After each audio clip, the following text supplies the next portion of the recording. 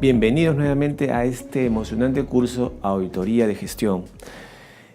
Como ya hemos visto en la anterior sesión, hemos visto lo que era los conceptos de auditoría, los tipos de auditoría, y en esta oportunidad vamos a desarrollar las normas de auditoría de gestión. También habíamos visto que las normas para auditoría de gestión no existe tal porque son normas que provienen de pronunciamiento internacional, las cuales como auditores nosotros nos seguimos a estos procedimientos para poder tener un trabajo eficiente y con calidad, que es lo que vamos ahora a ver, cuál es la estructura del pronunciamiento. Como tal, estas normas internacionales vienen de un tribunal que existe en Estados Unidos, en el cual está conformado por miembros que son miembros titulares, representantes por cada país suscrito. Y en este caso, Perú se encuentra suscrito en este Tribunal Especial Internacional. Tenemos que el IFAC y la IASB son los dos entes internacionales en el cual se discute, se debate las normas para luego ser publicadas.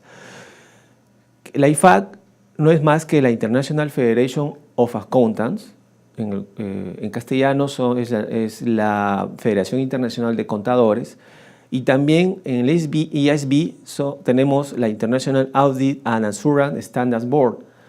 Estas dos entidades internacionales se juntan para poder elaborar y revisar la vigencia de todas las normas internacionales de auditoría. Por lo tanto, también pasan a un nivel de calidad, el cual hay un órgano que el IASQC, el cual vigila, supervisa la calidad de estas normas y en este proceso tienen que velar por el liderazgo responsable, los requisitos éticos que se cumplan, que exista la aceptación y continuidad de los clientes, los recursos humanos, la conducción de los trabajos, el monitoreo y la documentación como tal, en el cual en este último es muy importante que el auditor sea diligente al momento de hacer su trabajo, tiene que acopiar todas las evidencias que sean necesarias, tiene que documentarlas y tiene que estar ordenado, de tal forma que al momento de ser revisado por una entidad tercera o del mismo cliente, esta sea legible y no tenga problemas al momento de su lectura. Asimismo, después de la IASQC hay otras entidades que también forman parte del IASB para asegurar la calidad de estas normas que se van a emitir. Muy bien. Ahora bien, en el tema de las normas tenemos que tener claro que hay una base, el cual se llama las normas de auditoría generalmente aceptadas. Estas normas son, en principio también vienen de Estados Unidos, pero que aquí localmente o el país que las recibe y las pone vigente a todos los profesionales de auditoría, las tiene que ser publicadas, tienen que ser aprobadas publicadas y distribuidas por el colegio profesional competente, en este caso el Colegio de Contadores Públicos de Lima o del Perú. Entonces las NAGAS tienen su origen en los boletines Standard on Audit Standards, las SAS, que más adelante los vamos también a mencionar, y que son emitidos por el Comité de Auditoría del Instituto Americano de Contadores de los Estados Unidos de Norteamérica en el año 48. Estas normas han sido obviamente modificadas y ahora en el Perú también ya son vigentes. Muy bien, entonces en el Perú, ¿desde cuándo son vigentes y cómo fue? Entonces, primero fueron aprobadas en octubre del 68 con motivo del segundo Congreso de Contadores Públicos, llevado a cabo en la ciudad de Lima. Posteriormente, se ha ratificado su aplicación en el tercer Congreso Nacional de Contadores Públicos, llevado a cabo en el año 71 en la ciudad de Arequipa. Finalmente, estas normas son de observancia obligatoria para los contadores públicos que ejercen la auditoría en nuestro país, por cuanto además les servirá como parámetro de medición de su actuación profesional. Muy bien, las normas de auditoría generalmente aceptadas se dividen en tres grandes campos. En el primero tenemos las normas generales o personales, el cual establece líneas generales de la conducta del auditor y quién debe ser el auditor. Tenemos en el segundo campo las normas relativas a la ejecución del trabajo en el campo y finalmente en el tercero normas de preparación del informe. Entonces vamos ahora a ver rápidamente cuáles son las normas que tienen las normas generales o personales. Encontramos entrenamiento técnico y capacidad profesional, que es muy indispensable que el auditor sea una persona que esté adecuada o vigente, que exista curso, que sepa su materia, sepa el trabajo que está haciendo. Otro punto más importante es la independencia de criterio. Definitivamente un auditor no se puede dejar llevar por temas superficiales. Tiene que ser una persona que profundice la revisión del trabajo que está haciendo, de tal manera que aplique un criterio independiente, que no se deje llevar por la gerencia si lo está conduciendo a que tome una decisión, indudablemente. Y por último, cuidado y diligencia profesional, el cual ya habíamos mencionado anteriormente, es una persona que tiene que tener ordenado su legajo documentario. Tiene que ser una persona que sepa referenciar sus papeles de trabajo para que un tercero o su supervisor pueda ubicar la información que necesita para tomar una decisión. En el segundo campo tenemos relativas a la ejecución de su trabajo, la planificación, supervisión y supervisión adecuados. Es importante en todo trabajo la planificación de sus recursos que necesitas para poder hacer tu trabajo es vital. Siguiente, estudio y evaluación del control interno. Definitivamente el control interno, que también lo vamos a ver en sesiones posteriores, es muy importante su evaluación. ¿Esto qué quiere decir? La empresa maneja sus procedimientos y detrás de esos procedimientos tiene que existir un ambiente de control interno adecuado, en el cual establece en cada fase cómo debiera de proceder y si existen los niveles de urgencia y que se necesita a que al final tengamos una buena evaluación del control interno de la compañía. Obtención de evidencia suficiente y competente. Bueno, ya lo habíamos mencionado también anteriormente, es importante que se documente toda la evidencia que el auditor recolecte, ubique de todas las áreas, porque eso va a ser importante al momento de cerrar su informe. Finalmente, las normas de preparación del informe.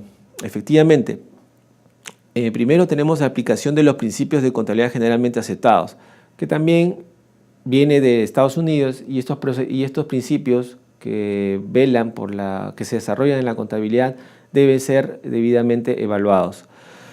Consistencia en la aplicación de los principios de contabilidad, suficiencia de las aclaraciones informativas y por último, expresión de opinión sobre los estados financieros indicando la naturaleza del examen y grado de responsabilidad tomada por el auditor. Definitivamente es el producto final por el cual el trabajo del auditor debe de terminar y debe ser expuesto a la gerencia para la toma de decisión. Vamos ahora a ver las normas internacionales de auditoría.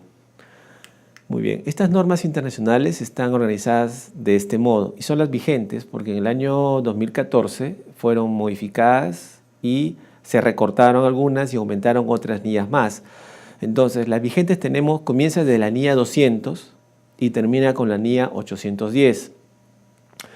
Y en estas están organizadas en 6 grandes campos. La primera es los principios generales y responsabilidades del auditor, que va de la NIA 200 a la NIA 265. Pasa luego a la determinación de riesgos y respuestas, donde va a la NIA 300 a la NIA 450. En este campo de determinación de riesgos es importante lo que habíamos mencionado anteriormente, riesgos que nosotros identificamos cuando evaluamos el control interno de la empresa y donde nosotros elaboramos un cuestionario para cada área o componente de la compañía a fin de determinar el nivel de riesgo en el cual el procedimiento se encuentra. Siguiente tenemos la evidencia, el cual está normado desde la NIA 500 hasta la NIO 560.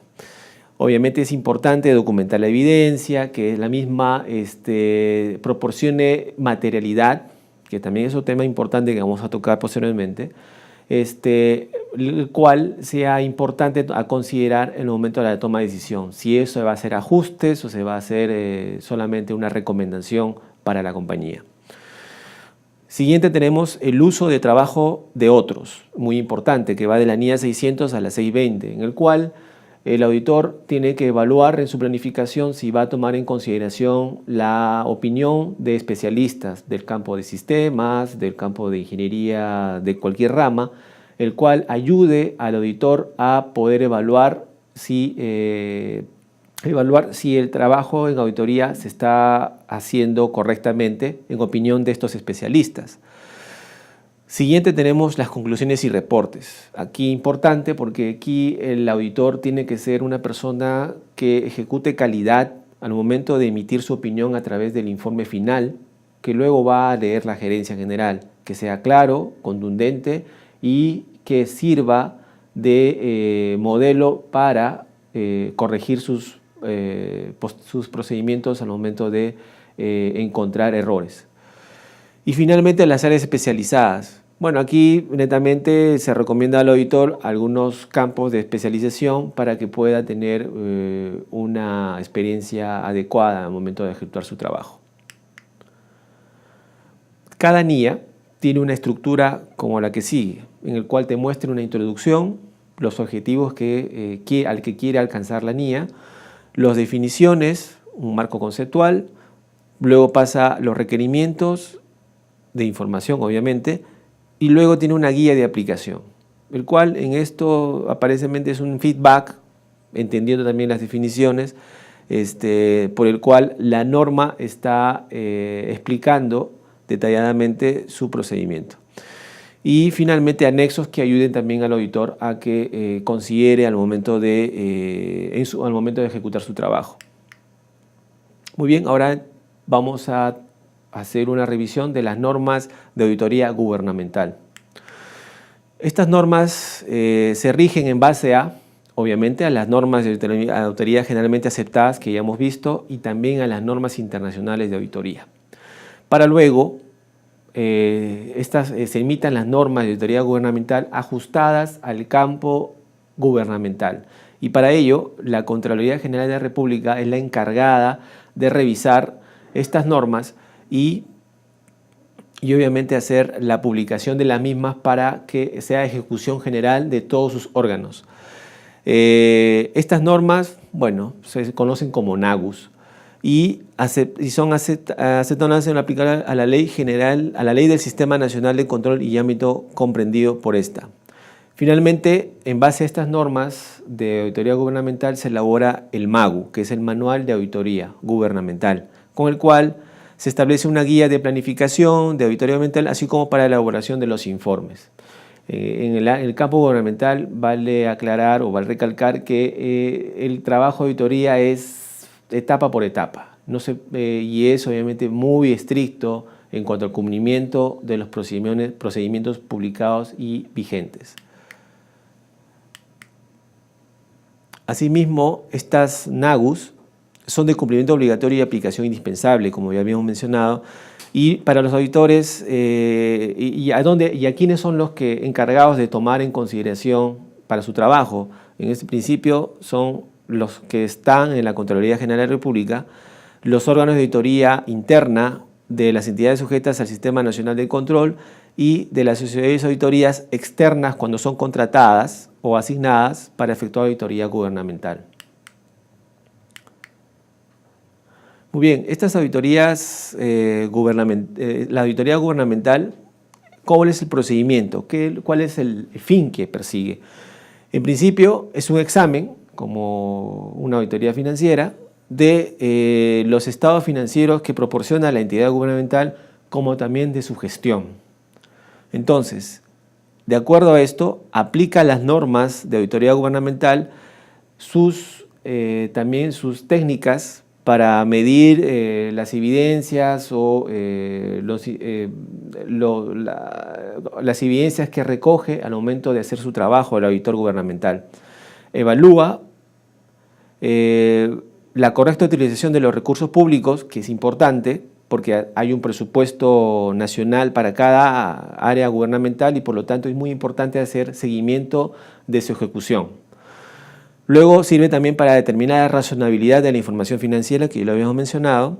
También sirve para determinar el grado del cual han sido encargados los objetivos de la provisión. O sea, hay cosas contables en el cual es importante que el auditor gubernamental conozca y confirme. Luego, al fin y al cabo, recomienda mejoras para la gestión pública. Esto va a un informe el cual va a la gerencia o al encargado responsable del área gubernamental y también va con copia a la Contraloría General de la República, con la finalidad de que tome en consideración los hallazgos. Esta palabrita hallazgos es muy utilizado en auditoría gubernamental y mida la responsabilidad en cuanto a los hallazgos encontrados, de tal manera que la Contraloría determine si debe de abrir un proceso penal al encargado responsable gubernamental del cual se le dieron los recursos y cómo lo gestionó. Y por último, la auditoría gubernamental ayuda a fortalecer, obviamente, el control interno de cada entidad gubernamental.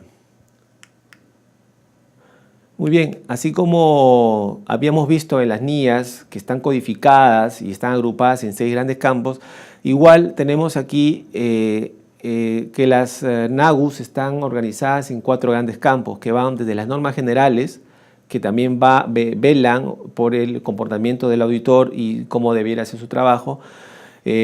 También por el grupo 2, en donde encontramos las relativas a la planificación de la auditoría gubernamental, planificación general, auditoría, programas de auditoría, el archivo permanente, que también lo vamos a ver en la siguiente sesión. En el grupo 3 encontramos las normas relativas a la ejecución de su trabajo propiamente, en el cual evalúa la estructura del control interno, evalúa el cumplimiento de las disposiciones legales y suplementarias, supervisión del trabajo de auditoría, la evidencia suficiente y competente, sus papeles de trabajo, los hallazgos y la carta de presentación. Y finalmente en el grupo 4 encontramos las normas relativas a la auditoría gubernamental en cuanto a la elaboración de su informe, características de que debe de contener, la presentación, su contenido y, si es posible, un informe especial que, entendiéndose de que si hubo una ampliación del trabajo de auditoría porque se necesitaba aclarar ciertas dudas en un área de la entidad gubernamental, se va a tener que abrir un informe especial. Muy bien, solamente para ir redondeando la idea y cuál es el comportamiento que debiera tener un auditor dentro de trabajo gubernamental, es el que ha sido publicado en el año 99 y dice que debe tener una actitud de servicio, una calidad de servicio, compromiso con el país, cordialidad, cuidado y esmero profesional, independencia, probidad administrativa, reserva o confidencialidad, que es muy importante. El auditor no puede estar divulgando la información que recibe porque es una información muy confidencial y por lo tanto eso también estaría penado y castigado. Y tecnicismo, obviamente en auditoría gubernamental se tiene que seguir estrictamente los pasos a pasos para poder ejecutar su trabajo. Y por último, una vocación por la verdad y la transparencia. Muy bien, para concluir esta segunda sesión vamos a indicar lo siguiente, que las NAGAs son principios fundamentales de la auditoría, a los que deben enmarcarse su desempeño los auditores durante el proceso de su trabajo. Segundo, las NIAs son interpretaciones de las NAGAs para los socios de la AIPA, debiéndose aplicar en la auditoría de estados financieros. Y finalmente, las NAGUs, o normas de auditoría gubernamental, han sido diseñadas para orientar de manera específica a los profesionales que desempeñan en los órganos de control institucional como los que elaboran en sociedades de auditoría designadas por la Contraloría General de la República. Muy bien, y como siempre, les voy a dejar en esta sesión también 3 preguntas para que podamos irlas resolviendo y haciendo un poquito de investigación para que podamos afrontar la siguiente tercera sesión. La primera es, ¿cuál es la finalidad de la auditoría gubernamental? ¿Qué se persigue? Segundo, ¿cómo se efectúa la auditoría de gestión en Estados Unidos o Canadá? Muy importante. Si de allá provienen la publicación de estas normas internacionales, ¿cómo hacen ellos ya su trabajo? ¿Lo están haciendo bien? Y es por eso que entramos a una etapa de discusión de casos importantes que se han suscitado en los últimos años y por el cual el papel de la auditoría ha tenido que hacer una reingeniería porque se estuvo procediendo mal, de repente fue muy superficial y podemos mencionar por ejemplo el caso de Enron que marcó un hito en el trabajo de la auditoría. Y es muy importante que investiguen, que lo revisen, que lo vamos a discutir en la próxima sesión, en el cual se crearon también leyes, las leyes Sarbanes-Oxley, que es muy difundida y muy, digamos, lo trabajamos del día a día los auditores. Y otros casos más que también sería bueno revisar. Y finalmente, ¿cuáles son las facultades de la Superintendencia de Mercado de Valores para la presentación de estados financieros? Indudablemente, hoy en día las empresas están obligadas a presentar informes financieros auditados dependiendo del nivel de ingresos que han obtenido en el año precedente. Por lo tanto, también revisemos de cuál es la legislación vigente y el cual va a ser revisados en la próxima sesión. Bueno, conmigo eso es todo en esta segunda sesión. Espero seguir compartiendo más conocimientos en la siguiente y agradezco su atención.